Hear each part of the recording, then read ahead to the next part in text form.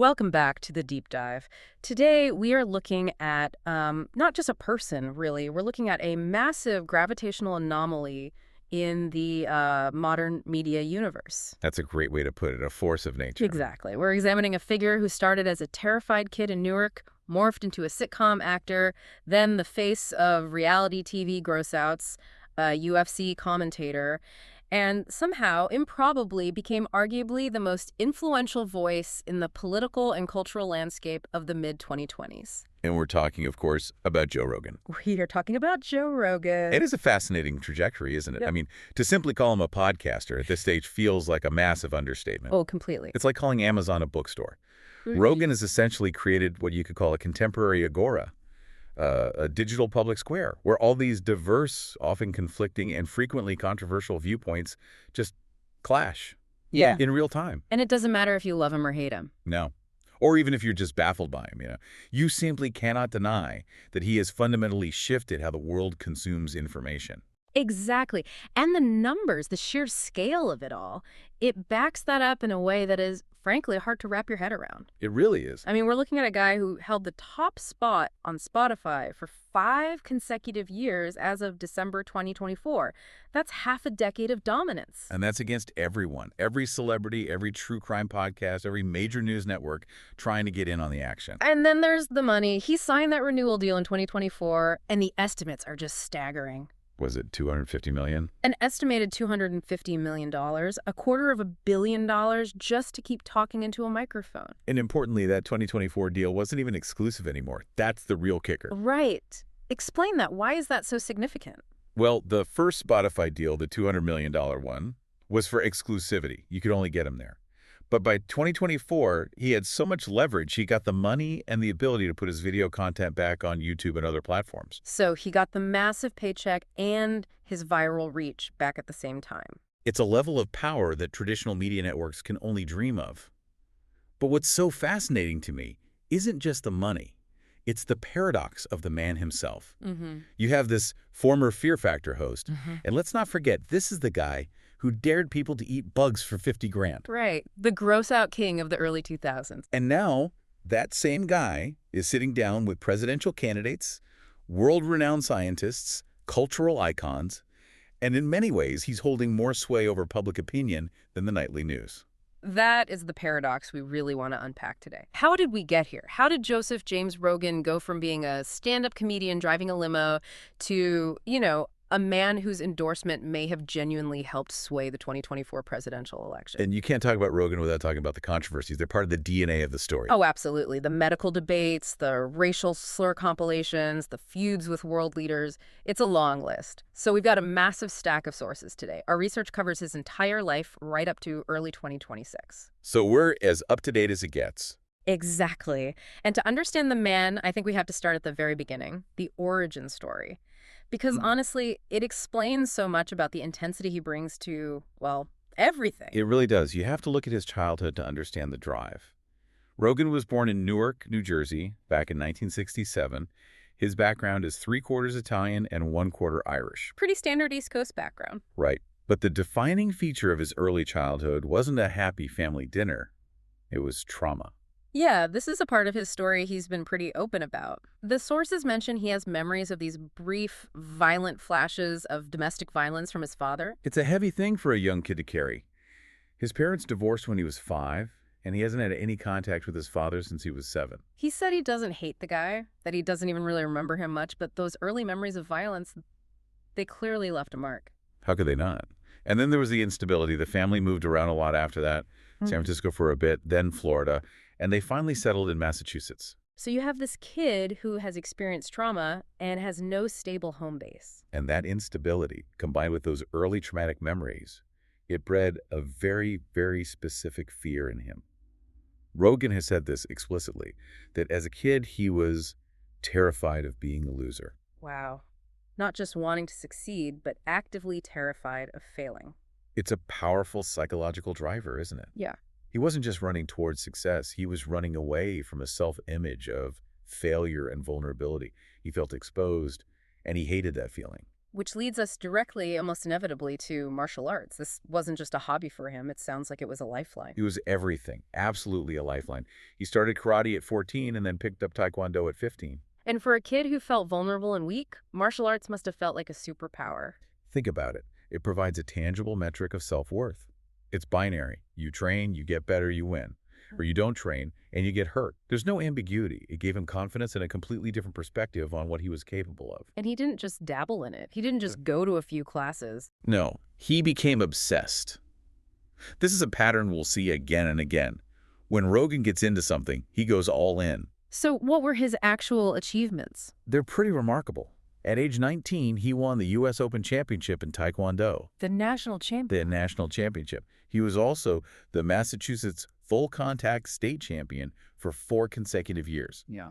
This wasn't some after-school club. This was serious high-level competition. That is intense discipline for a teenager.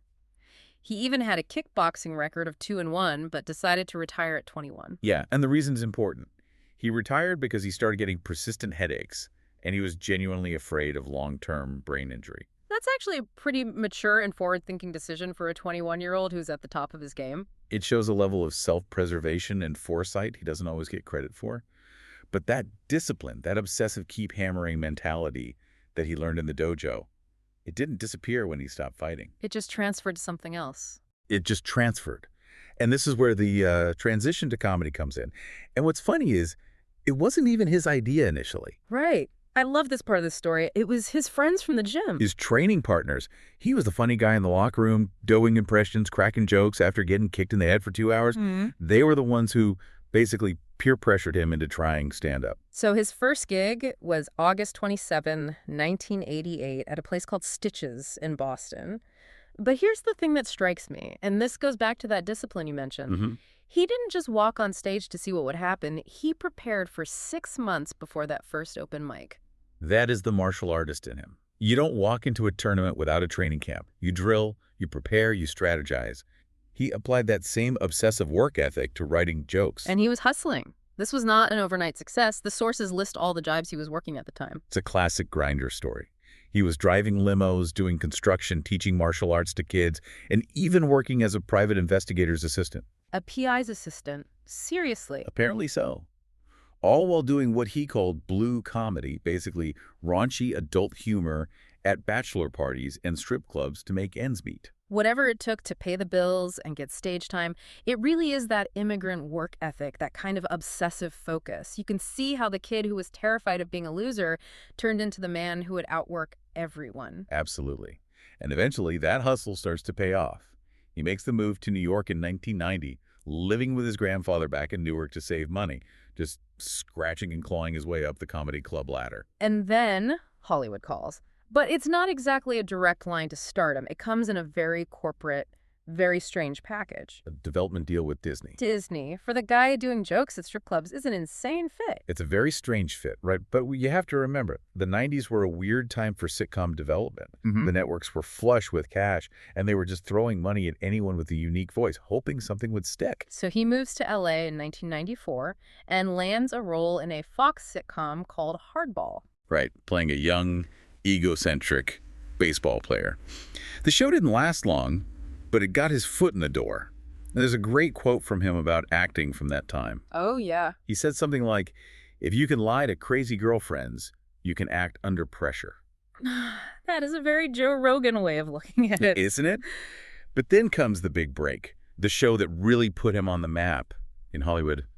NewsRadio. NewsRadio, a cult classic now. Just an absolutely brilliant ensemble cast. He played Joe Gorelli, the station's electrician and resident conspiracy theorist. A role that seems weirdly prophetic in hindsight. A little bit, yeah. And he actually replaced Ray Romano, who was originally cast in the part but got fired after just one rehearsal. Can you imagine Ray Romano as the tough guy handyman? Right. It's hard to picture. It changes the whole vibe of the show. Totally. Rogan fit that part perfectly. But this period of his life was also marked by a significant tragedy that I think really shaped his worldview about Hollywood and fame. You talk about Phil Hartman. Yeah. He became very close friends with Phil Hartman, the legendary comedic actor who was also on the show.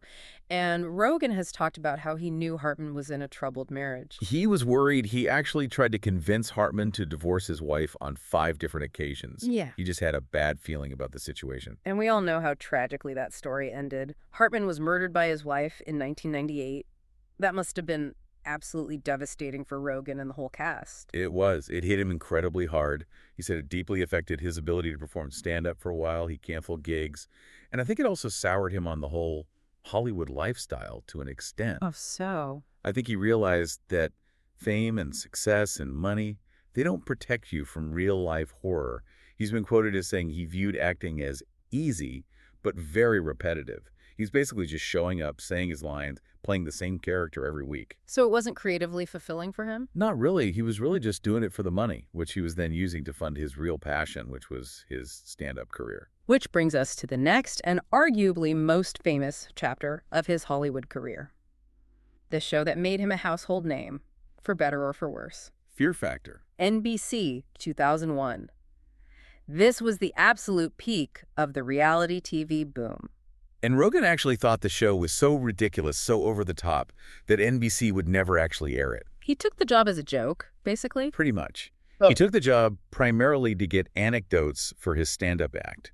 He thought, I'll do this crazy pilot, it'll get canceled immediately, and I'll have a great 10 minutes of material about how dumb TV executives are. And instead, it became a massive international hit. A monster hit. It ran for 6 seasons initially, then came back for a revival. It gave him exposure on a scale he'd never had before.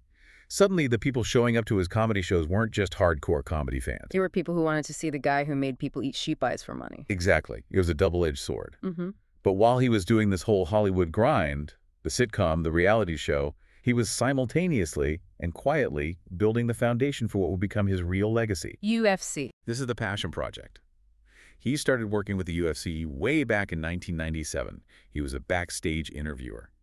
And you have to remember, this was the human cockfighting era, way before it was mainstream and on ESPN. It was a fringe, controversial sport. Very. And he was making so little money from it that he actually lost money on the travel to the events. He quit after 2 years because it just wasn't financially sustainable. But then the company gets sold. Zuffa, owned by the Fertitta brothers and Dana White, buys the UFC in 2001. Dana White, who is a friend of Rogan's, comes in and offers him a job as a color commentator. And Rogan initially says no, which is crazy to think about now. He just wanted to drink beer in the stands and watch the fights as a fan. He didn't want the pressure of a job. So what changed his mind? They worked out a deal, a very unique deal. Dana offered to fly Rogan and his friends to the events, prime tickets, all expenses paid. In exchange, Rogan would commentate. So he was working for free. For free. He did about 15 gigs for $0. And this is crucial to understanding Rogan's appeal in that world. He was already making good TV money from Fear Factor by then, so he could afford to do the UFC purely for passion. And that authenticity comes through. The audience knows he's there because he loves the sport, not for a paycheck. Precisely. And that's what made him the voice of mixed martial arts. He's been named MMA Personality of the Year 4 different times. He was the one who could explain the intricacies of Brazilian Jiu-Jitsu, the ground game, to a confused American public who just wanted to see people swing for the fences. He legitimized the sport for millions. So you've got this trifecta of identities building up, the stand-up comedian, the reality TV host, and the fight commentator. But none of those things, not even combined, explains the cultural juggernaut he is today. Not even close. For that, we have to talk about the birth of the Joe Rogan Experience, the JRE. December 2009. And you have to put yourself back in that time. The podcasting landscape was a barren wasteland compared to what it is today. It was a niche hobby for tech nerds. Absolutely. And Rogan and his friend Brian Redband just started broadcasting live on Ustream. There was no fancy studio, no production value. The early episodes are just 2 guys sitting in front of laptops with terrible webcams. And their stated format was just sitting in front of laptops bullshitting. That was the official mission statement. It's amazing how lo-fi and unprofessional it was at the start, but it grew, and it grew fast. By 2015, the sources say they were hitting 11 million monthly downloads. And by October of that same year, just a few months later, 16 million. It was exploding. And I think the format was the key to that success. It was long-form conversation in a world that was rapidly moving towards sound bites and 140-character tweets. That's the agora effect we mentioned at the top. People were starving for it. They were tired of these 3-minute cable news segments where guests just shout pre-approved talking points at each other. Rogan would sit there for 3 hours, sometimes 4. He would let people talk. He would ask the dumb questions that the audience was actually thinking. He wasn't trying to trap them. He wasn't an interviewer in the traditional sense. He was a conversationalist. He was genuinely trying to understand his guests' points of view. And because he has such a genuinely diverse range of personal interests, comedy, fighting, hunting, drugs, science, ancient civilizations, conspiracy theories, All of it. the guest list was incredibly eclectic. One day it's a comedian, the next it's a physicist, then an MMA fighter, then a controversial political figure. You never knew what you were going to get. And that was part of the appeal. It was unpredictable. And then came the money, the real paradigm-shifting money. The Spotify deal in May of 2020. This was the moment that legitimized podcasting as a major media industry. Exclusive rights for a figure that was reported to be around $200 million. It sent shockwaves through the entire media landscape. It signaled that a single individual creator could be as valuable as a legacy media company. It did. But it also brought a whole new level of scrutiny, which we will definitely get to. That exclusivity put him under a microscope like never before. But let's fast forward to 2024. The deal is up for renewal. And he renews it. The estimate this time is even bigger, $250 million. But the terms, as you said before, they changed dramatically. It was no longer exclusive, and that was the brilliant move. He can now be on Spotify, Apple Podcasts, Amazon Music, and crucially, he could put full video episodes back on YouTube. Why was that video on YouTube component so important for him? Because while Spotify gave him the money and a huge built-in audience, the exclusivity had throttled his viral reach. YouTube is the engine of virality. Short clips, highlights, memes, that's how you dominate the cultural conversation. So by going back to a wide distribution model, he reclaimed his place in the digital ecosystem. He got the best of both worlds. By 2025, he's still the #1 podcast on Spotify, but his clips are everywhere again. And there was a Reuters report from June 2025 that really crystallized his impact. What did it say? It highlighted a clear trend of consumers, particularly younger ones, turning away from traditional news sources and explicitly toward figures like Rogan for information and context. That's a massive shift in trust. It's a fundamental change in how people are building their view of the world. It is. So he has the audience, he has the platform. And with that scale, influence is inevitable, which means we have to talk about politics. Yeah, because for a guy who used to mostly talk about Bigfoot and bong rips, he somehow became a kingmaker in the 2024 election. The political arc of Joe Rogan is really complex. It's fascinating. People, especially his critics, they want to box him in as right-wing now. But his history is all over the map. It's not that simple at all. Not at all. Let's look at his track record. He endorsed the libertarian Ron Paul back in 2012. And then in 2020, he famously said he'd probably vote for Bernie Sanders. Bernie Sanders. He's described himself for years as being socially liberal. He supports gay marriage. He's talked positively about universal basic income, universal health care, and obviously drug legalization. But at the same time, he's a fierce Second Amendment supporter, and he absolutely hates what he sees as cancel culture or wokeness. It's that classic, almost messy libertarian streak, anti-authoritarian, pro-personal freedom. But in 2024, something shifted. He went all in for Donald Trump. And the timing was so dramatic. It wasn't months before. He endorsed Donald Trump literally the day before the election. A bombshell. And that endorsement didn't happen in a vacuum. It was heavily influenced by an interview he did with Elon Musk just a few days prior. Rogan said on his show that Musk made the most compelling case for Trump that he had ever heard. So you have these two massive figures in new media, Musk and Rogan, essentially tag-teaming this endorsement. And the impact of that endorsement, plus the podcast appearances by Trump and his surrogates leading up to it, was incredibly strategic. The Trump campaign correctly identified that the path to victory lay with a demographic that traditional media couldn't reach: young men, the manosphere, if you will. And we saw that play out in the exit polls, didn't we?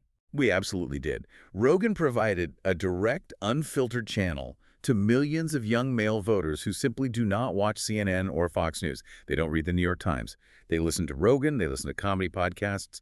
Trump going on JRE was a signal that he was entering their world on their terms. And many analysts, after the fact, credited Rogan's support as a major, perhaps even decisive tipping point in a very close election. It was a huge factor, but, and this is where the deeper analysis of Rogan gets so interesting, he isn't a loyal soldier for any party. He's a contrarian by nature. So he helps get Trump elected, but he doesn't become a cheerleader for the administration. Not at all. Almost immediately after the election in early 2025, he starts criticizing the very administration he helped elect. Yeah, let's look at the record on this because it's pretty clear. In March of 2025, he calls Trump's renewed trade feud with Canada stupid. He did. He pointed out that Canadians booing Americans at hockey games was just a sports rivalry, not a legitimate reason for a trade war. He was mocking the premise of it. Then, in April 2025, he takes aim at a major administration policy, calling the operation to deport immigrants to El Salvador horrific. And he didn't stop there. In July of 2025, he went hard after the administration regarding the Jeffrey Epstein files. Oh, right. He mentioned Epstein's name something like 40 times in a single episode, just hammering the point, expressing his discontent with how the information was being handled and what he saw as a lack of transparency. This is what makes him so hard to categorize. It reinforces the idea that he isn't a partisan operative. His default position seems to be critiquing power, regardless of who's holding it. He also has some very strong and often very controversial views on international leaders. He does not hold back. No, he does not. He's repeatedly called Canadian Prime Minister Justin Trudeau a dictator and described Canada itself as communist. Which, to anyone who knows Canada, is obviously a huge exaggeration, but it plays well with an audience that's skeptical of government overreach, especially after the pandemic. And he's had some incredibly harsh words for Ukrainian President Zelensky as well. That was a major flashpoint. In November of 2024, right around the election, he was criticizing Zelensky's leadership during the war, saying something to the effect of, "F you, man, you are about to start World War III." Wow. He also called Vladimir Putin evil but impressive. That kind of rhetoric, it drew a direct response from Vladimir Klitschko, the Ukrainian boxing champion and brother of the mayor of Kyiv. What did he say? Klitschko went on social media and publicly accused Rogan of repeating Russian propaganda. It just shows the level he's operating at now. He's not just annoying people on Twitter. He's getting called out by major world figures. His words have global reach and global consequences. Okay, let's pivot. Because you can't tell the Joe Rogan story without dedicating a serious amount of time to the firestorms, the controversies. They are central to his identity and his brand. And the biggest one, the one that truly elevated him from a popular podcaster to a global cultural battleground, was undoubtedly COVID-19. This was the moment. This was the moment where Rogan went from entertaining, curious conversationalist to public health threat in the eyes of the entire mainstream establishment. It really kicked off in a big way in April of 2021. That's when he made the comment that if you're a young, healthy person, you probably don't need to get the vaccine. The backlash was immediate and intense. It was. And he did walk it back to a degree, saying he wasn't a doctor and calling himself a fiffing moron for offering that kind of advice, but the damage was done. The battle lines were drawn. And then came the ivermectin incident in September 2021. He caught COVID himself. And he announced that he threw the kitchen sink at it. A whole cocktail of treatments, including monoclonal antibodies, vitamins, and the now infamous ivermectin. And CNN, along with much of the media, immediately jumped on that, famously running with the horse dewormer narrative. Which Rogan absolutely hated. And he had a point in that he was prescribed a human version of the drug by a human doctor. The media's focus on the horse aspect was, arguably a deliberate oversimplification. It was a media failure on both sides, really. I think so. CNN sensationalized it, which allowed Rogan to claim victimhood and paint the entire media as dishonest liars. But at the same time, Rogan was promoting a treatment that the overwhelming medical consensus said was ineffective for COVID-19. And this all culminated in January of 2022. He had Dr. Robert Malone, a vaccine skeptic, on the show. That was the episode that broke the dam. An open letter was signed by 270 doctors, scientists, and healthcare professionals, accusing Rogan of spreading dangerous misinformation and calling on Spotify to take action. And then the artists got involved. The Neil Young protest. A legendary musician drawing a line in the sand, it's either him or me. He pulled his entire music catalog from Spotify in protest. Joni Mitchell followed. It really looked for a minute there like Spotify might actually have to choose between a rock and roll icon and their 9-figure podcaster. But they chose Rogan. I didn't even hesitate, really. They audit some content advisories to COVID-related episodes, but they stood by their $200 million man. They made their calculation. And there's a fascinating postscript to all of this, something that happened much more recently in our timeline. The Mark Zuckerberg interview. Exactly. In January of 2025, Rogan has Mark Zuckerberg on the podcast. And in that interview, Zuckerberg alleges that the Biden administration did, in fact, pressure Meta and other social media companies to censor claims about COVID vaccine side effects, even if the claims were true. And for Rogan's audience, and for Rogan himself, that's the ultimate validation. It's the whole cycle in a nutshell. He says something controversial, the establishment attacks him as a conspiracy theorist, and then a year or two later, a piece of information comes out that makes him say, see, I was just asking questions. They're the ones who were lying. Exactly. It cements his status as the outsider truth teller, even when he gets specific scientific facts wrong. And to be clear, he has gotten things wrong. Oh, for sure. He's promoted debunked claims that poppers cause AIDS. He fell for and spread the litter boxes in schools hoax in 2022. Oh man, the litter box thing. That was a wild one. A completely fabricated story about schools putting out litter boxes for students who identified as cats. A total moral panic fabrication. He did eventually walk that back and admit there was no proof, but by then millions of people had heard the initial claim and believed it. And then there was the N-word controversy in February of 2022.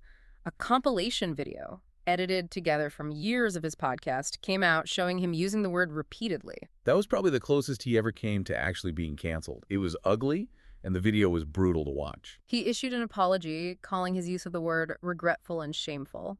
But he also argued the clips were taken out of context. His defense was that he was quoting other people or discussing the word's power in a sociological context, not using it as a slur directed at a black person.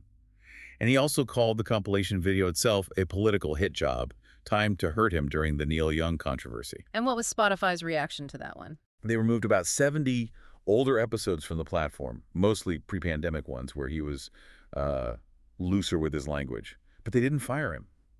Daniel Ek, the CEO, came out and said that while he condemned the words, he didn't believe in silencing Joe Rogan. And oddly enough, the controversy just seemed to make him bigger in the long run. It galvanized his base against what they saw as a politically motivated attack. It did. And he's also waded deep into the culture war around disability and language. In April of 2025, he made this claim that the return of the R word into common parlance was a cultural victory, spurred by podcasts like his. A cultural victory? Wow. That's Rogan's anti-woke stance in its purest form. He views the constant policing of language as a societal weakness. He frames using offensive terms not as an act of cruelty, but as a form of rebellion or a defense of free speech. It's deeply offensive to many, many people. Of course, but it's seen as liberating to his core audience, who feels stifled by what they see as ever-changing rules of political correctness. Okay, let's shift gears a bit. Let's talk about the man himself in more recent years. We're up to 2026 in this timeline. What is Joe Rogan's life actually like now? He's in Austin, he's incredibly wealthy, he's more influential than ever. He is living the Texas dream that he preached to so many people for so long. He left California and moved to a massive $14 million home on Lake Austin in 2020. And he's not just living in Austin, he's reshaping it. He opened his own comedy club. The Comedy Mothership. He bought the historic Ritz Theater on 6th Street in Austin and completely renovated it. It opened in March of 2023, and it immediately became the new mecca for stand-up comedy in America. He essentially built his own ecosystem, right? So he never has to rely on the traditional Hollywood or New York clubs ever again. Total vertical integration. He controls the platform, the JRE, and now he controls the stage. All the big comedians, Dave Chappelle, Bill Burr, they all go to the mothership now. And he's still all in on his personal lifestyle brand, the eat what you kill philosophy. Oh, absolutely. He's an avid hunter, especially elk. That's a huge part of his identity. And he's still very much an advocate for and user of psychedelics. DMT, mushrooms, cannabis. All of it. In fact, one of the more recent sources from early 2026 mentions an episode where he tasted mad honey from Nepal live on the podcast. What is mad honey? It's a type of honey that contains psychoactive compounds from rhododendron flowers. It's a hallucinogen. So even in his late 50s, he's still chasing that altered state of consciousness, always curious about pushing the boundaries of the mind. But here is the biggest curveball in his recent personal life that I did not see coming: the religious shift. This is a really significant development, and it seems to have blindsided a lot of his longtime listeners.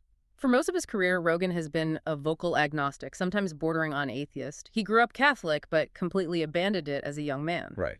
He spent decades questioning organized religion, looking for spirituality in sensory deprivation tanks and DMT trips, not in a church. But the sources say that in 2025, things started to change. How so? In an interview with the famous Egyptologist Zahi Hawass in 2025, Rogan, for the first time, really affirmed a belief in religion. And around that same time, reports started surfacing that he had begun attending church every Sunday. A complete 180. Do we have any insight into why? What prompted this shift?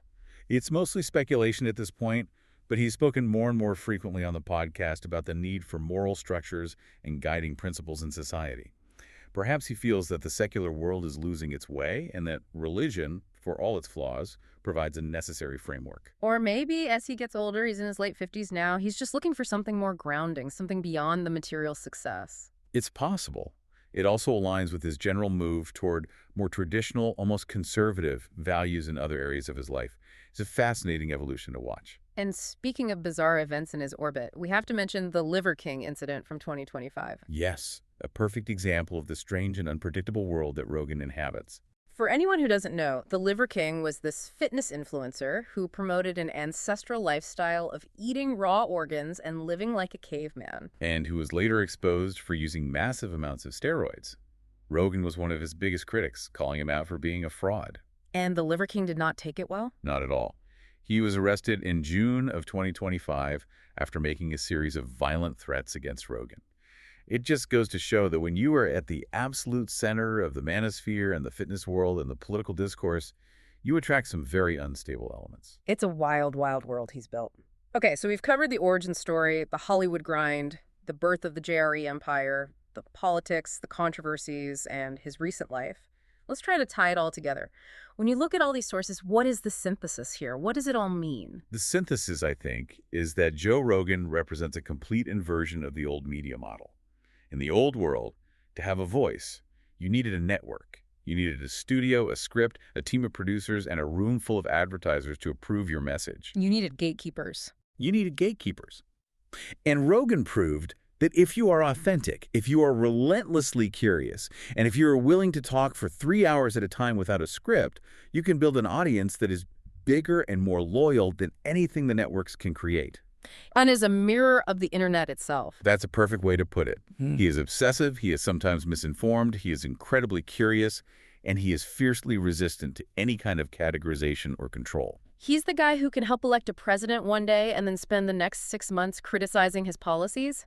He can host a Nobel Prize-winning scientist one week and a UFO conspiracy theorist the next, and treat them both with the same level of genuine curiosity. Precisely. And that approach, that willingness to entertain almost any idea, is what makes him so dangerous to the establishment but so essential to his listeners. Yeah. He validates their own confusion and their own skepticism about the world. He's not a guru on a mountain handing down wisdom. No. He's a guy in a cave with a microphone asking, "But why? Are you sure? What if you're wrong?" So, with all that said, here is the provocative question for you, for our listeners to chew on. With his recent shift toward religion in 2025 and his constant criticism of the very administration he helped put in power, where does Joe Rogan's influence go next?